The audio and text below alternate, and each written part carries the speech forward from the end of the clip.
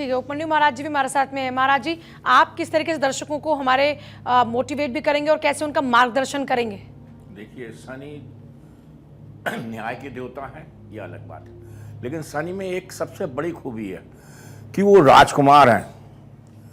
तो जब शनि देने पे आता, देखिए बहुत ध्यान से सोचे, एक राजा देने पे आएगा तो उसको राजपाट सब देखना पड़ता है कि किसी को गलत नहीं जाए, किसी को वो न्याय से करेंगे। और जब राजकुमार किसी को देने को आता है तो वो सब कुछ दे सकता है। तो शनि अगर प्रसन्न है और शनि अगर सही ढंग से है तो वो आपको देने में कहीं पे भी लेस मात्र जो है जरा सी भी देर नहीं लगाते और देते देते हैं। एक सबसे बड़ी बात। दूसरी बात कि आपने कहा ना 68 साल बाद आ रहा, शनि 30 साल में एक सर्किल लगा लेता है, लेकिन ये जो ग्रह है खाली शनि नहीं, 67 साल बाद केवल इसलिए आ रहा है कि ये सारी सरकमस्टांसेस कि बृहस्पति कहाँ पे बैठा हुआ, वृष में बैठा हुआ, ये जो अब 67 साल बाद आ रहे हैं। तो इसको ध्यान देने की बात है, नहीं तो हर 30 साल बाद बदल जाता है, मतलब कि मीन में हर 30 साल बाद आता ही आता है, 30 साल की ही एक सर्किल होता है शनि का। तो शनि को विशेष ध्यान देने के लिए है। और शनि जिसको देता है तो नियम नहीं बताता, वो एन केन प्रकारेण, मतलब कि अगर नियम से हटके भी उसको चलना है, ये कि बहुत बड़ी बात है। और ये बात लोग नहीं समझते हैं, नियम से लेकिन तब भी देता है। तो शनि को अभी कभी भी शनि से डरिए नहीं।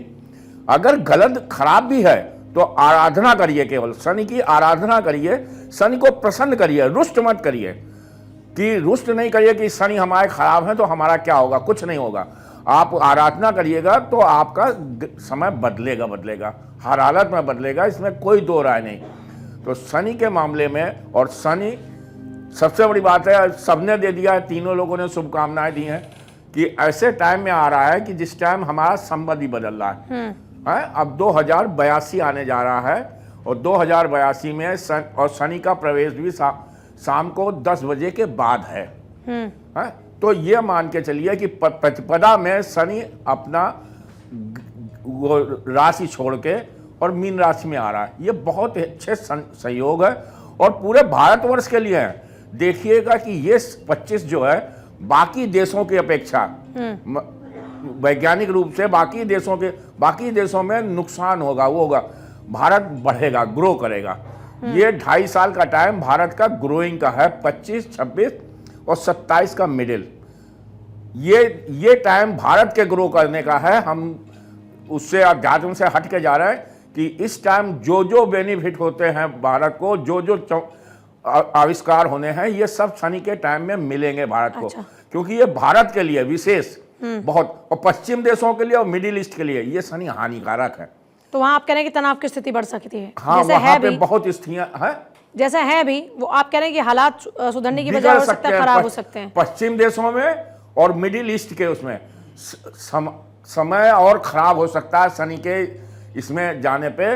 और सारे मिडिल ईस्ट को सावधान रहने की जरूरत है, अन्यथा बहुत गड़बड़ हो जाएगा पश्चिम देश और उसके लिए। लेकिन हमारा पूर्व के बाकी देश, इनके लिए शनि बहुत अच्छा है इस टाइम। ठीक, इसमें कोई दो राय नहीं। ठीक है आचार्य शैलेश जी, मैं ये जानना चाहूंगी आपसे कि किन्हीं राशियों के लिए कोई परेशानी भी है क्या इस बार?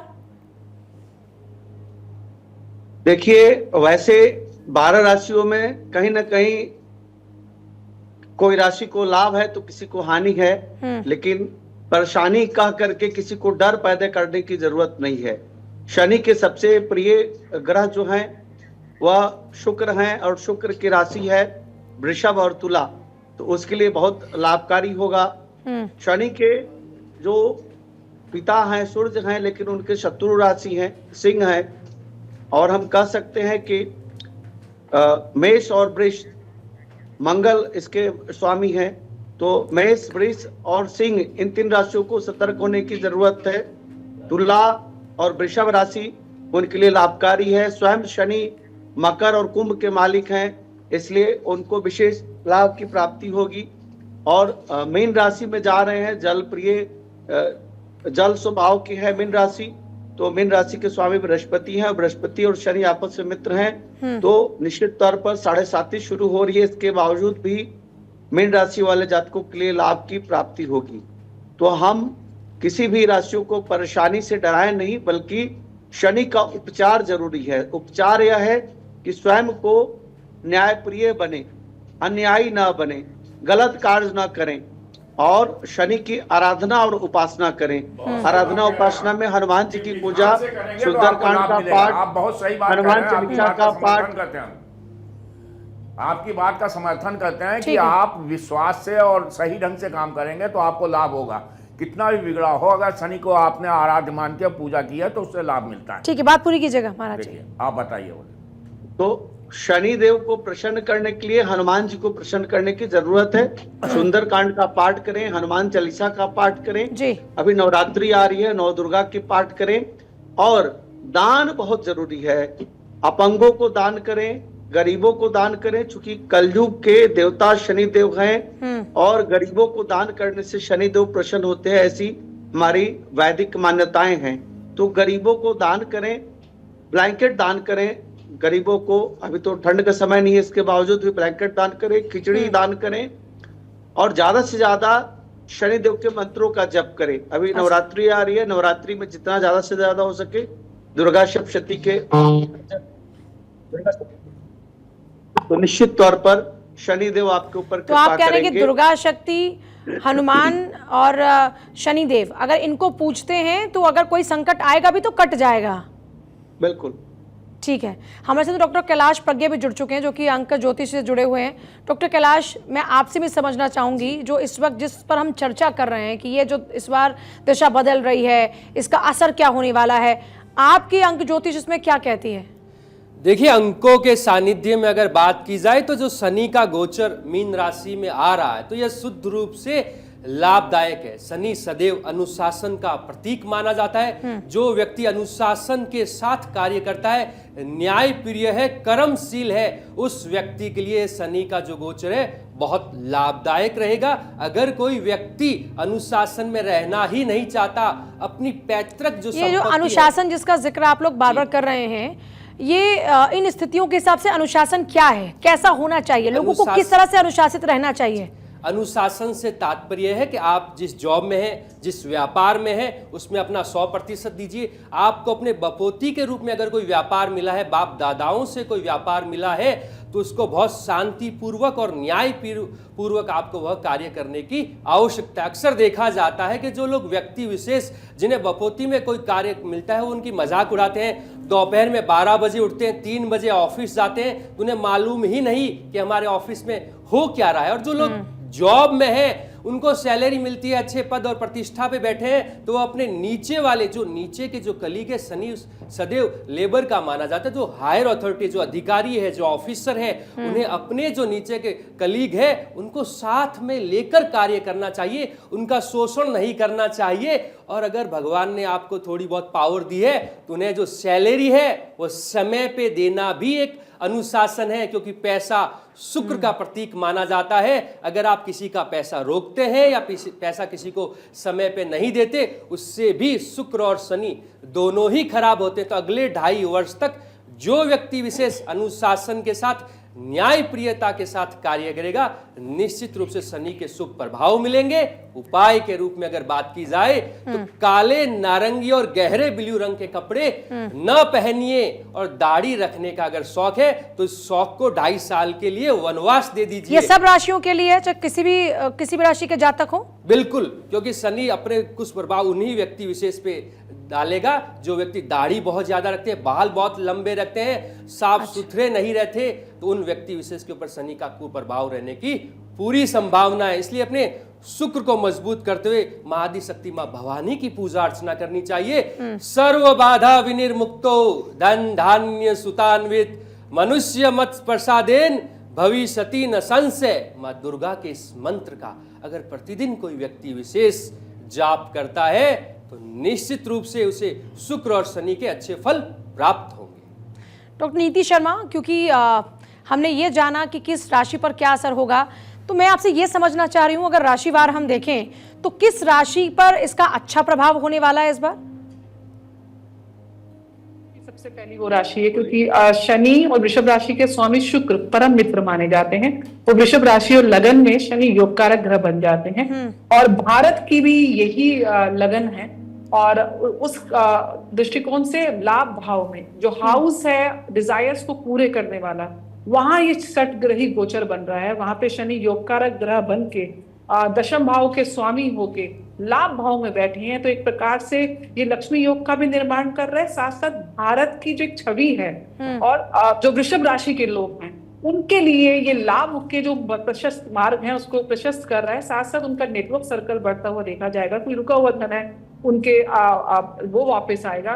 तो ओवरऑल वृषभ राशि के लिए ये गोचर काफी ज्यादा सकारात्मक है।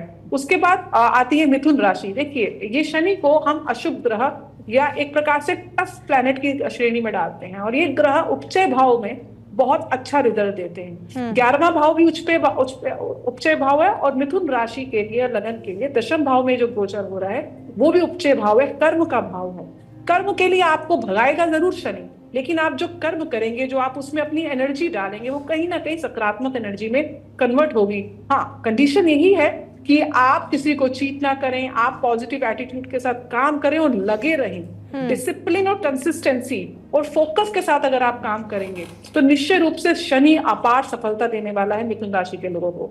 उसके बाद जो राशि आती है कर्क राशि आती है। कर्क राशि के भाग्य भाव में ये गोचर हो रहा है। कहीं ना कहीं वहां पे लगन का स्वामी चंद्रमा भी आज के दिन बैठा हुआ है, सूर्य बैठे हुए जो धन भाव के स्वामी हैं, वहां पे राहु बैठे हुए, शुक्र बैठे हुए जो कि लाभ भाव के और सुख भाव के स्वामी है। तो ओवरऑल कर्क राशि वालों के लिए भाग्य भाव में ये गोचर एक तो पिता के माध्यम से लाभ देता है, दूसरा भाग्य भाव कहीं ना कहीं रिलीजन का भाव है।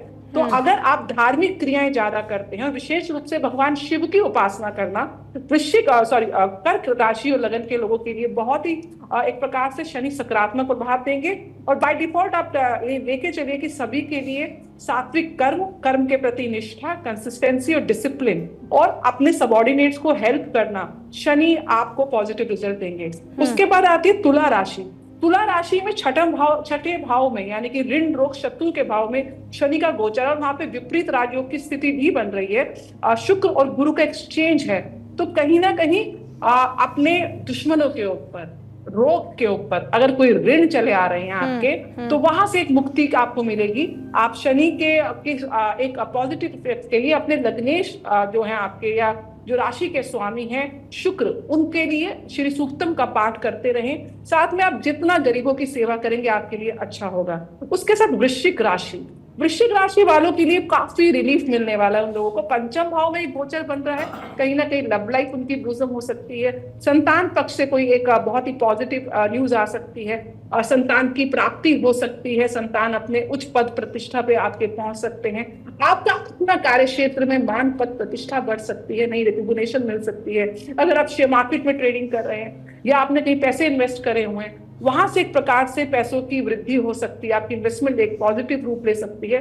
तो ओवरऑल अगर आप देखेंगे वृश्चिक राशि वालों के लिए भी गोचर बहुत ही सकारात्मक है।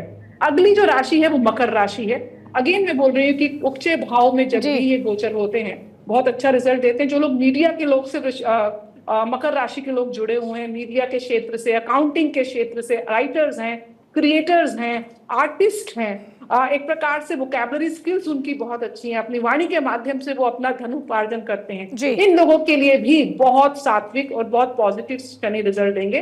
Again condition apply, focus on your work, discipline, अच्छे सात्विक कर्म करें। और अगर इनकी दशाएं अंतरदशाएं अच्छी चल रही है, पॉजिटिव चल रही है, शनि की प्लेसमेंट इनकी कुंडली में बहुत अच्छी है, तो निश्चय रूप से एक रैग्स टू रिचेस की स्टोरी ये राशि और लगन वाले लोग क्रिएट कर सकते हैं इस पीरियड में। ठीक है।